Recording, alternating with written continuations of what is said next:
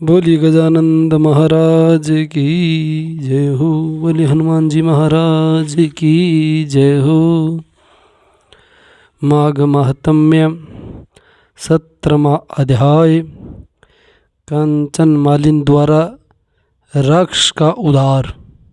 सीताराम हनुमान सीताराम हनुमान। बोली विष्णु भगवान की जय हो। कंचन मालिनी बोली, हे राक्ष, इसीलिए मैं सब देवताओं के साथ माघ महीने में प्रयागराज स्नान करने के लिए जाती हूँ। तुम्हारे पूछने पर वह सब वृत्तांत मैंने तुम्हारे लिए कह सुनाया।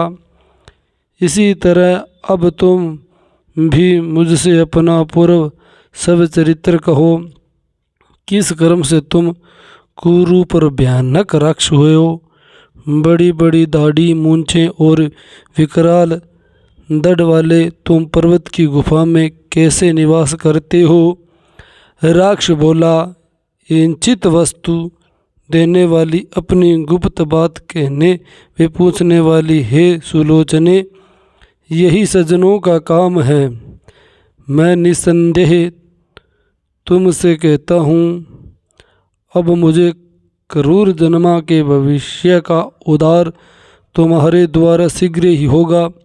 अतः आपने किए हुए कर्म मैं तुझसे कहता हूँ, क्योंकि सज्जनों द्वारा ही दुखों का नाश होता है। हे श्रोणी, सुनो, मैं काशी में वेदों की अनेक ऋचाओं का ज्ञाता था। उत्तम विप्र कुल में पैदा हुआ था। हे वीरू, दुराचारी राजाओं, पापी शूद्र तथा वैश्यों से मैंने काशी में निंदित और निषेध बड़े बड़े दान लिए। यहाँ तक कि चंडालों का भी प्रतिग्रह ग्रहण किया। मुझे मूढ़ बुद्धि से और भी अनेक पाप हुए। ऐसा कोई कर्म नहीं था जो मैंने नहीं किया हो। हे सुंदरी, अविमुक्ति क्षेत्र में अणुमात्र भी पाप करने से वह पाप मेरु पर्वत के समान हो जाता है। उस जन्म में मैंने थोड़ा भी धर्म नहीं किया, तत्पश्चात वही मेरी मृत्यु हो गई। तीर्थ में मरने से मैं नरक में नहीं गया। तीर्थ स्थान में मरने वाला कैसा भी पापी क्यों न हो, वह नरकगामी नहीं होता। अतः इस वज्रपाप के कारण मैं हिमालय पर्वत पर अत्यंत क्रूर पापी राक्षस की योनि में जन्मा। इसके पहले 2 बार गिद्ध योनि में, 3 बार व्याघ्र, 2 बार सर्प, 1 बार उल्लू और 9वीं बार निशुक्र की योनि में पैदा हुआ। तब से अब यह राक्षस योनि का 10वां जन्म मिला है, जिससे मेरे जन्म के हजारों वर्ष व्यतीत हो गए हैं। इस दुख से मेरा उद्धार नहीं होता। हे भामिनी, मैंने इस स्थान को 3 योजन पर्वत जीव जंतु से रहित कर दिया है। वह बहुत से निरपराधी जीवों को नष्ट किया है। इन नीच कार्यों से मेरा चित्त बार बार धधकता रहता है। तुम्हारे दर्शन और अमृत रूपी जल से छिड़काव को पाकर मेरे चित्त में ठंडक आई है। यही सत्संगति का प्रभाव है। मैंने अपने दुख के ये सब कारण तुमसे कहे हैं। हे शुभ्रू, मेरा इस दुख रूपी समुद्र से पार कैसे होगा। दत्तात्रेय जी बोल, उसके ऐसे दीन वचन सुर के चित्त में दया लाकर और धर्मदान देने के लिए मन में निश्चय कर कंचन मालिनी ने उस दैत्य से कहा, हे राक्ष, मैंने ये दृढ़ प्रतिज्ञा कर ली है, मैं अवश्य ही तुम्हारी मुक्ति के लिए शीघ्र ही प्रयत्न करूंगी। मैंने प्रत्येक वर्ष में अनेक माघ स्नान किए हैं तथा ब्रह्म क्षेत्र प्रयाग गंगा यमुना के संगम में श्रद्धा पूर्वक जितने बार स्नान किया है उसकी कोई संख्या नहीं है, परंतु धर्म का आचरण गुप्त रखना चाहिए। मुनियों ने दीन और दुखी लोगों को ही दान देने की प्रशंसा की है उसका अनुभव मैंने किया है। अतः शीघ्र ही हे पापों को नष्ट करने वाले उस पुण्य को मैं तुझसे देती हूँ, जिसके प्रभाव से तुझे अभी स्वर्ग की प्राप्ति होगी। यह कहकर उसने अपने वस्त्र को निचोड़ और उसके जल को अपने हाथ में लेकर माघ स्नान का फल उस वृद्ध राक्षस को दे दिया। दत्तात्रेय जी ने कहा, हे राजन, माघ स्नान के विचित्र प्रभाव को सुन उसने उसी क्षण पुण्य प्राप्त करके उसी राक्षसी शरीर को छोड़ दिया और तेजमय सूर्य के समान देव स्वरूप हो गया। वह आनंद से प्रफुल्लित होकर देवताओं के विमान पर चढ़कर आकाश में अपनी कांति से दिशाओं को प्रकाशित करता हुआ दिव्य रूप धारण किए हुए दूसरे सूर्य के भांति सुशोभित हुआ और उस कांचन मालिनी की प्रशंसा करने लगा कि हे भद्र, ईश्वर ही जानता है कि तुम्हारे इस उपकार से ही मेरा उद्धार हुआ है। अब मेरे ऊपर दया कर सब नीतियों से पूर्ण सब धर्मों के करने वाली श्रेष्ठ शिक्षा मुझे दो, जिससे मैं भविष्य में कोई पाप न कर सकूं। यह सब सुनकर फिर तुम्हारी आज्ञा पाकर मैं स्वर्ग को चला जाऊंगा।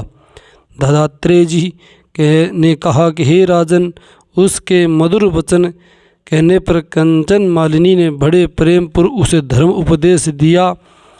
हे दैत्य, सदैव हिंसा त्याग कर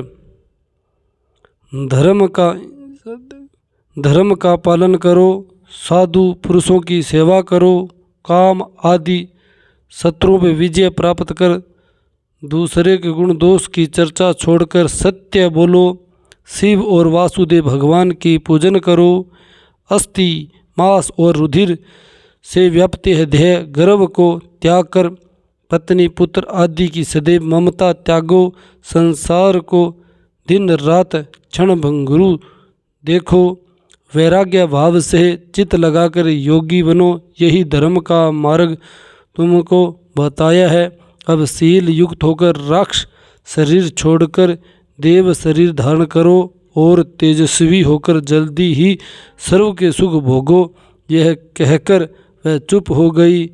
ऐसा धर्मोपदेश सुनकर प्रसन्न चित्त से संतोष पूर्वक राक्ष ने कहा, हे कल्याणी, तुम नित्य प्रसन्न चित्त से रहो, तुम्हारा सदैव कल्याण हो।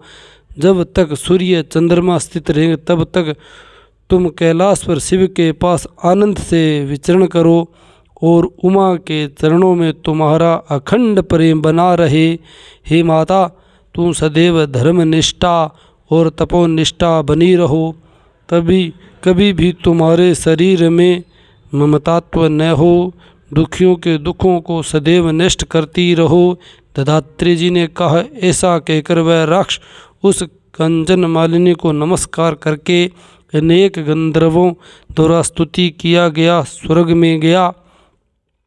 तब देव कन्याओं ने वहां आकर खुश होकर कंचन मालिनी के मस्तक पर पुष्प की वर्षा की और आलिंगन कर बोली, हे भद्र, तुमने इस राक्षस का विचित्र उद्धार किया है।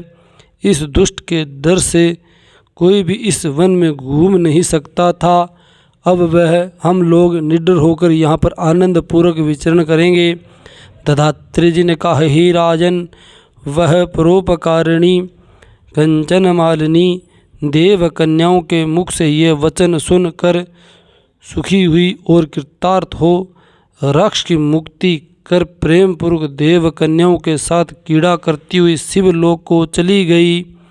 देवता कन्याओं द्वारा कहे गए इस संवाद को जो मनुष्य भक्ति पूर्वक सुनता है उसका राक्षसों से कोई बाधा नहीं होती और उनकी बुद्धि धर्म में होती है। बोलिए मोर मुकुट बंसी वाले की जय। बोलिए विष्णु भगवान की जय हो। सीताराम हनुमान, सीताराम हनुमान, सीताराम हनुमान। बोलिए सिंदूरी बालाजी महाराज की जय हो।